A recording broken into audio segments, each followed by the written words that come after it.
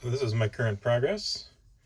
I'm just following this tutorial by, what's his name, HeartBeast. And I'm on part 19 so far, but let's go ahead. I don't know whether it's getting graphical glitches on the canvas.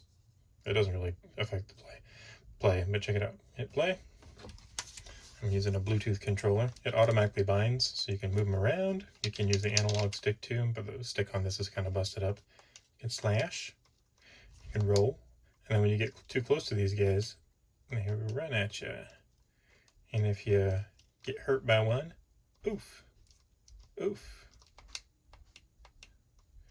And you can slash bushes, and it's got Y sorting, so you can like walk behind stuff. There's nothing off screen yet, and I was working on collision, like not a collision, but like occlusion, I think. Layering so that you can go behind there, but it's not sorting it quite right yet.